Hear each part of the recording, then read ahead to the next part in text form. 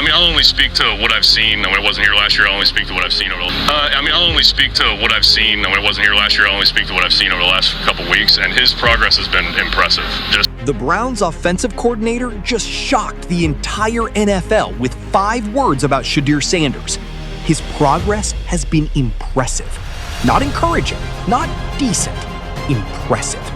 Travis Switzer, the OC who came with Monken from Baltimore, watched Shedeur move through progressions, watched his feet get more urgent, watched him ready to throw when he needs to, and called it impressive in a live press conference. And then, in the same breath, contradicted the Mary Kay Cabot Watson has the inside track report that ran on April 29th. I don't know that we have somebody who's ahead. The insider narrative just got overruled by the offensive coordinator. The NFL is shocked.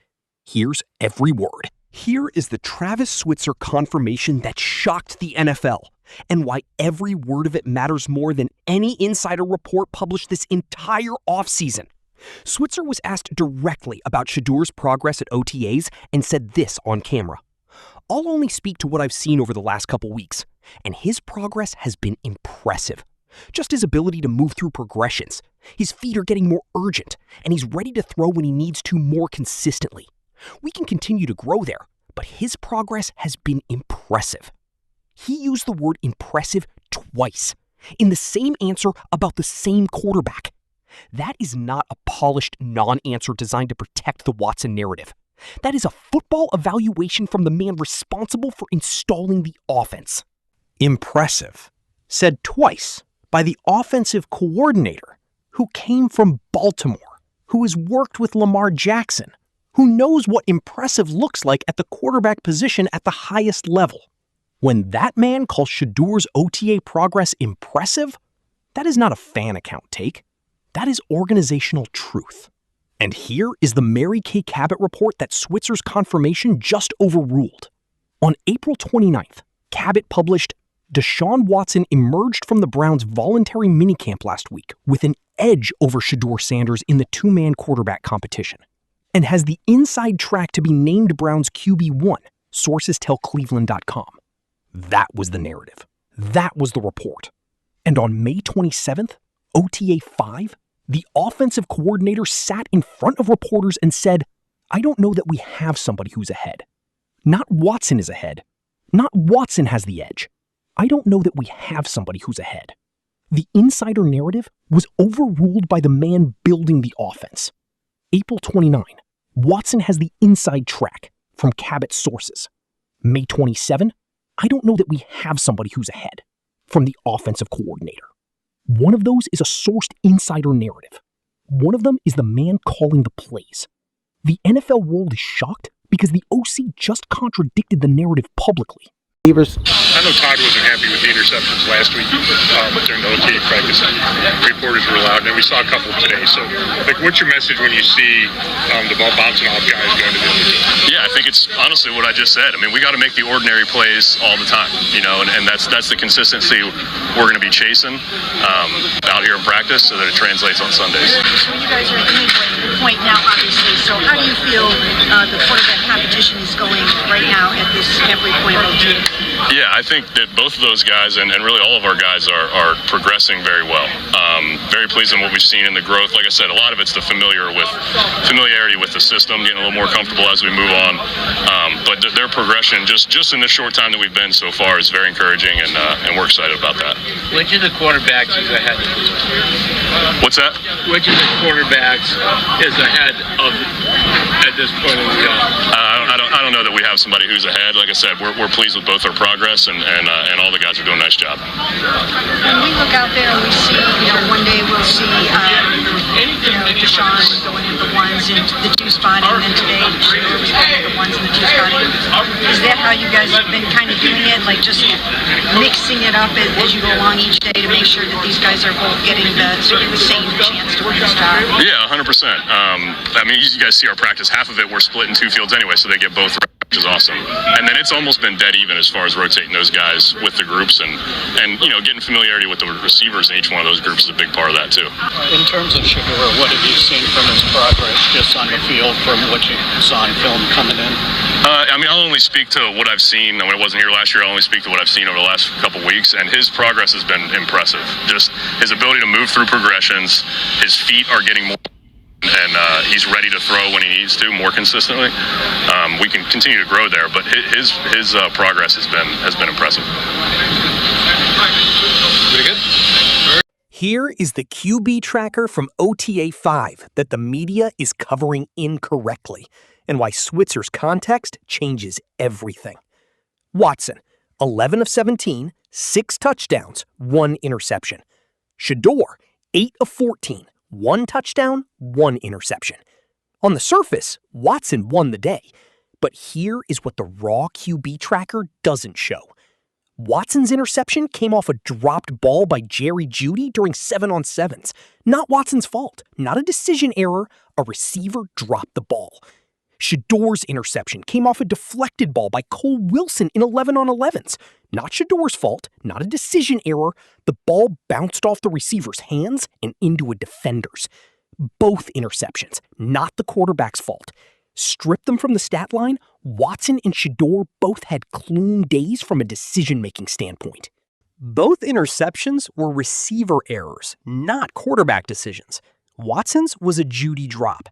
Shedeur's was a Kole Wilson deflection. The QB tracker headline reads Watson won the day. The context reads both quarterbacks made clean decisions. And the OC confirmed. Impressive. No one ahead. And here is the Jeudy detail that makes his interception the most consequential receiver moment of the entire OTA period. Jeudy specifically said this offseason that he has been doing concentration drills, his exact words, specifically to limit his drops from last season. And then he draped a Watson pass in 7-on-7s and turned it into an interception. In the practice session where the QB tracker was running, in the same week, the OC is calling Shedeur's progress impressive. The receiver doing concentration drills to fix his drop problem dropped the ball and created a statistic that will be used to argue Watson is winning the competition. That is the most ironic moment of Browns OTAs 2026. Jeudy did concentration drills all offseason to stop dropping the ball, then dropped a Watson pass in 7-on-7s at OTA 5. And the QB tracker showed it as Watson's interception. The stat doesn't tell the story. The OC does. And the OC said Shedeur's progress is impressive. Quarterbacks today, he had the better day when it comes to the competition. Moving forward, speaking of drops, Browns, Jeudy did speak about holding himself accountable along with the QB competition between Deshaun Watson and Shedeur Sanders. Physically, how does Deshaun look right now compared to 2024 training camp and he was still coming up? Oh, he looked a lot more confident, a lot more comfortable, just having those days, giving his time to prepare himself mentally and physically. He coming out here looking real good. What ways do you see different in his arm strength just from, in 2024, he was just coming right off of that surgery and now it just seems like he's hitting the long ball. Yeah, like I said, he looked a lot more comfortable, and now he's a lot more healthy, getting that last year, having that time off and, just being able to grind during the summer and work on his body, work on his mental. He's a lot better for sure. Jerry, what ways have you seen Shedeur grow from last year? Just being more comfortable, and being more comfortable, being more confident, and that comes with repetition. Having that first year to that second year jump, you can see him out here on the field just being a lot more comfortable, confident, and in command. And I know it's still early, obviously. You're talking about the new offense and new concepts and how it benefits you. How do you think that can benefit both Shedeur and Deshaun? Like I said, just being able to get us in the right place, right position is going to help the whole offense. So that's the way it helps. Think of these two young receivers. How they looking to you? Oh, they very skilled. They each bring the different skill set. Denzel, big body, great hands. And Casey, very quick twitch. Explosive. So they've been doing a great job out here so far. Jerry, how much can those two young guys help you? Last year it felt like when you were out there, all the focus. Jeudy, the receiver who had the most drops of any player last season, just praised Shedeur's growth as more comfortable, more confident, more command, and simultaneously said he's doing concentration drills to stop dropping the ball. The receiver that has been sabotaging Shedeur's stat line is publicly praising his development while privately acknowledging the drops are his own problem. Now, here's the Watson-Jeudy private workout detail that the NFL world is completely missing.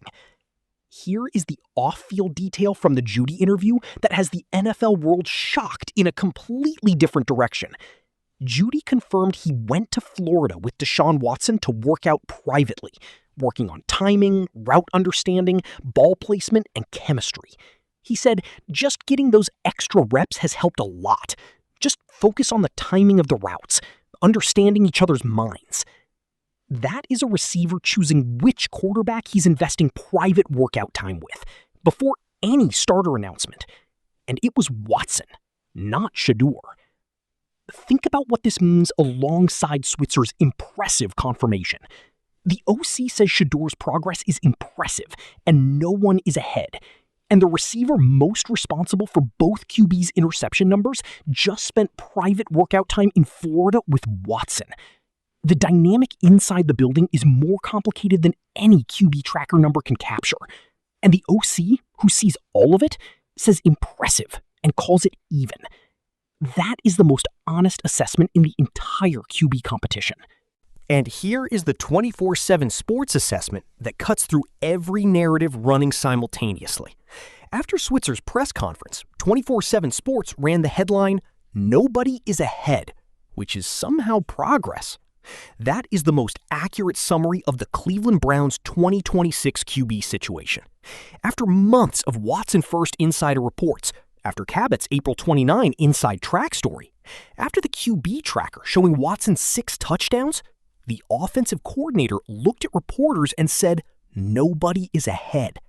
And that means Shedeur Sanders, who was supposed to be the clear loser of this competition by mid-May, is still in it, with impressive progress from the man calling the plays.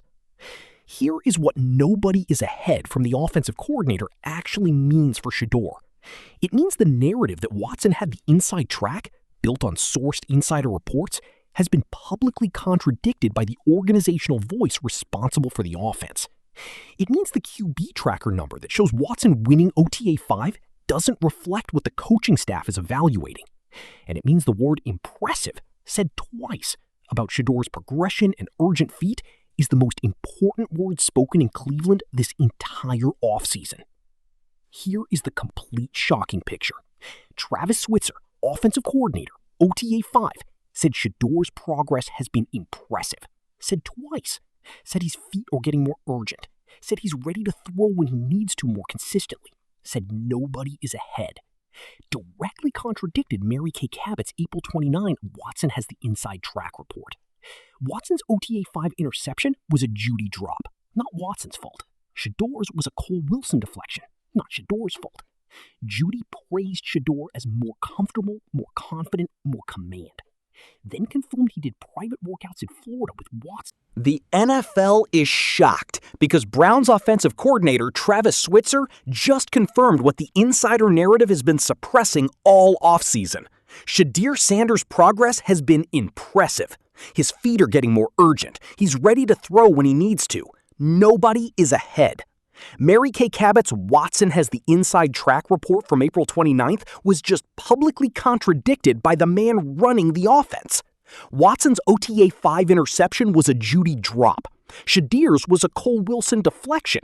The receiver doing concentration drills to stop dropping the ball praised Shedeur's growth. And the offensive coordinator who came with Monken from Baltimore, who has seen impressive up close, used that word twice. Drop a comment. After Travis Switzer confirmed Shedeur's impressive progress and said nobody is ahead, is the Watson inside track narrative officially over?